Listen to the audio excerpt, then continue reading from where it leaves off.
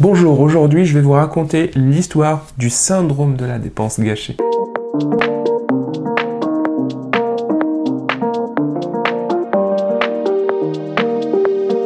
Dans le but de mesurer la dimension émotionnelle dans le processus de prise de décision, des chercheurs se sont lancés en 1985 dans une expérience sociale auprès de leurs étudiants. Ils leur ont montré des offres fictives à 100 $ concernant une destination de rêve, un week-end de ski au Michigan, samedi et dimanche, dans un hôtel 4 étoiles, tout frais compris. Une très bonne occasion à un prix défiant toute concurrence. Les étudiants ont joué le jeu et ils ont acheté le billet en question. Après l'achat du billet, la date fut communiquée le 30 et le 31 mars 1985. Les examinateurs donnèrent ensuite quelques tâches à faire aux étudiants sans réelle valeur ajoutée, mais juste histoire de les laisser digérer un peu. Puis, au bout d'un certain temps, ils leur montrèrent d'autres offres fictives, cette fois-ci à 50 $ concernant une autre destination plus prometteuse.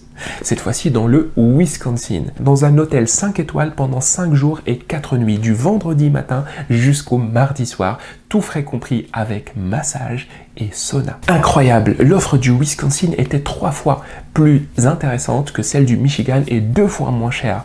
Les étudiants se jetèrent alors sur l'aubaine avec enthousiasme et achetèrent le second billet. Quelle chance de pouvoir aller au Michigan et au Wisconsin pour à peine 150 $, se dirent-ils. Après l'achat du billet, la date fut communiquée du 29 mars au 2 avril 1985. Coup de théâtre donc, les deux séjours tombèrent comme par hasard le même week-end. Prenant conscience qu'ils ne pourraient pas profiter des deux séjours en même temps, quelques étudiants se sont alors adressés aux chercheurs pour demander la possibilité d'un éventuel report de date ou au pire la possibilité d'annulation du premier séjour le moins intéressant et la récupération des 100 $. Les chercheurs leur répondirent qu'aucune possibilité de remboursement n'était réalisable et aucune possibilité de report n'était envisageable. Les 150 $, les 100 plus les 50 $ étaient déjà dépensés et un seul week-end pouvait être pris. Les étudiants avaient donc quelques minutes pour choisir entre aller au Michigan et profiter du séjour le plus cher ou aller au Wisconsin et profiter du séjour le plus intéressant. 10 minutes après, les chercheurs consultèrent les réponses des étudiants et n'arrivèrent pas à croire leurs yeux. Contre toute logique mathématique, la majorité d'entre eux préférèrent renoncer au séjour le plus intéressant plutôt que de renoncer au séjour le plus cher. Voulant avoir le cœur net, les chercheurs répétèrent l'expérience avec d'autres étudiants et arrivèrent à la même conclusion. À chaque fois, les étudiants, avec des proportions plus ou moins équivalentes, choisissaient de ne pas renoncer au séjour le plus cher. Avant de tirer leur conclusion, les chercheurs modifièrent légèrement les conditions de l'expérience.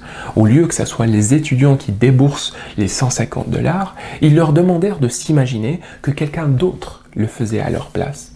Puis leur annoncer par la suite que la date du second billet était tombée le même jour que le premier. Et là, surprise, la quasi-totalité des participants choisissent enfin le séjour le plus intéressant.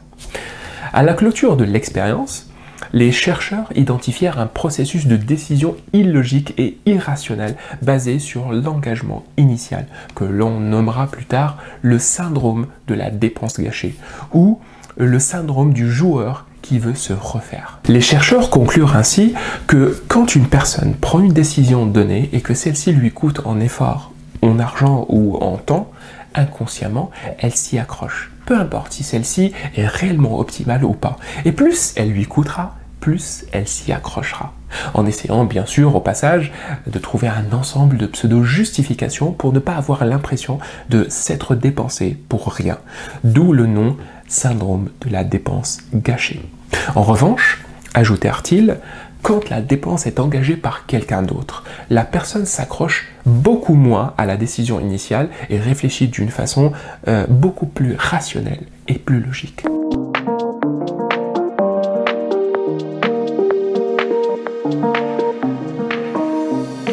Premier point d'analyse, tout Le monde a déjà été victime du syndrome de la dépense gâchée, qui parfois peut conduire à des conséquences dramatiques. Je rappelle que la dépense gâchée est un phénomène qui apparaît à chaque fois que nous restons sur une stratégie ou sur une ligne de conduite dans laquelle nous avons préalablement investi de l'argent, du temps, de l'énergie, etc. Et ceci au détriment d'autres stratégies ou lignes de conduite plus avantageuses. Parfois, c'est sans danger, mais parfois, c'est dramatique.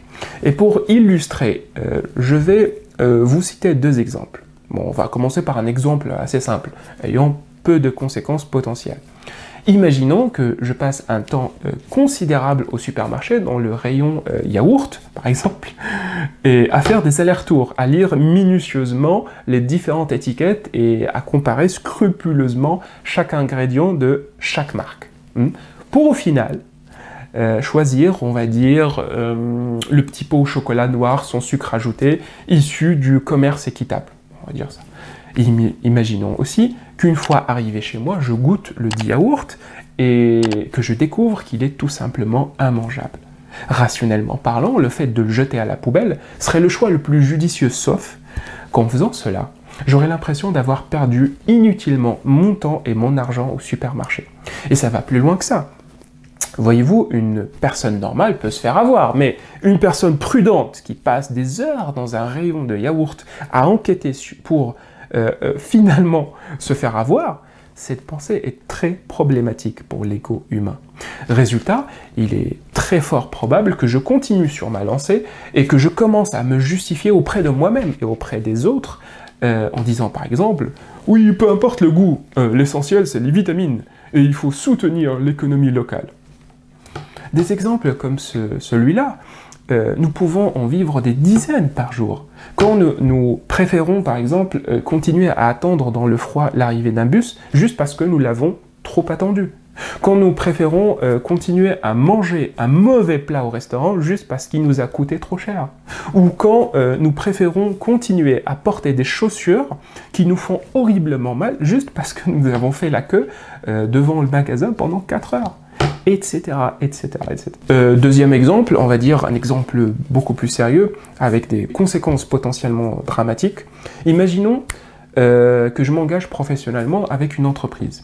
Au bout de quelques mois, après avoir signé mon CDI, je me rends compte, factuellement parlant, que c'est loin d'être le boulot idéal.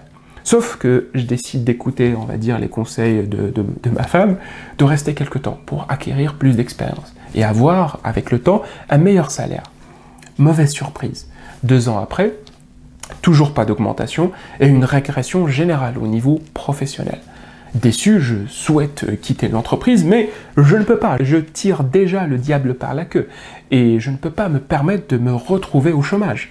Je décide donc de patienter. 3 ans après, suite à un entretien annuel, le directeur vient de m'annoncer pour la 2e fois que je n'aurai pas d'augmentation à cause, selon lui, on va dire, le bilan financier mitigé de l'entreprise. Je suis fâché, déçu, dégoûté, je me sens trahi. Manifestement, cette entreprise n'est pas faite pour moi. Alors que dois-je faire? Retourner sur mes pas et recommencer à zéro? Et mon ancienneté? Et mes sacrifices? Hors de question de perdre tout ça. D'autant plus que M. Martin, le chef de l'équipe, va bientôt partir à la retraite. Et si je reste, c'est moi qui va, à coup sûr, récupérer son poste. Quelle superbe promotion!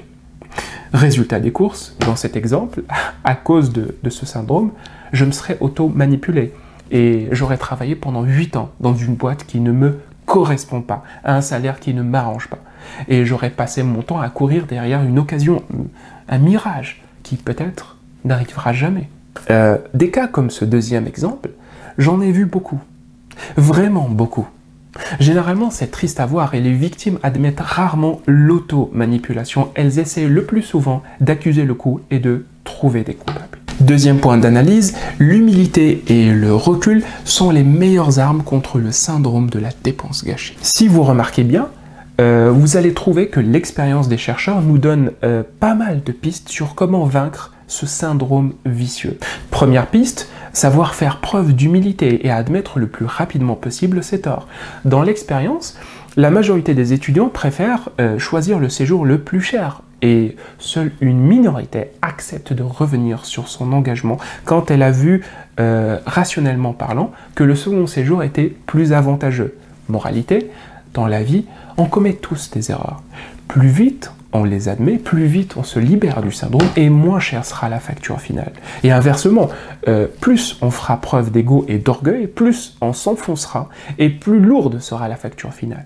Deuxième piste, savoir prendre de la distance et du recul vis-à-vis d'une décision. À la fin de l'expérience, quand les étudiants se sentaient moins engagés financièrement parlant par rapport au choix du séjour, ils réfléchirent d'une façon plus rationnelle et plus logique. Moralité, pour échapper au syndrome, il est, selon moi, nécessaire de se faire violence et de s'obliger, autant que faire se peut, d'avoir un fil de sécurité logique et rationnel. Et je pense que cela peut se traduire sous plusieurs formes. Par exemple, avant de se lancer, se donner un seuil à ne pas dépasser quoi qu'il arrive. Essayer de prendre l'avis des personnes intelligentes et non affectées émotionnellement. S'arranger pour avoir plusieurs décideurs en cours de l'action, afin d'avoir une vision 360. Ou bien faire en sorte que la personne qui exécute l'action soit différente de celle qui l'initie, etc., etc. Au final, ce que je retiens de ce point, c'est que la meilleure façon pour échapper à toute automanipulation psychologique du style du syndrome de la dépense gâchée est d'accepter de dire le plus rapidement possible « je me suis trompé ». J'ai eu tort, ou encore, je me suis fait avoir. Et rebrousser chemin. Et à titre personnel, depuis que j'applique cette recette, j'arrive à avorter, mais je vous le dis sans exagération, plus de 80% de mes soucis quotidiens. Essayez, vous verrez. Voilà, nous arrivons à la fin de cette analyse et je vous remercie de m'avoir suivi. N'hésitez pas à me laisser en commentaire vos retours, vos remarques et pourquoi pas d'autres points d'analyse auxquels j'aurais peut-être pas fait attention. Si vous avez besoin d'échanger sur un autre sujet ou d'être accompagné, n'hésitez pas à me contacter ou à aller faire un tour sur mon site web. Cela vous permettra d'avoir plus d'informations sur moi et sur ce que je propose comme service. Quant à moi, je vous donne rendez-vous dans quelques jours avec une nouvelle histoire.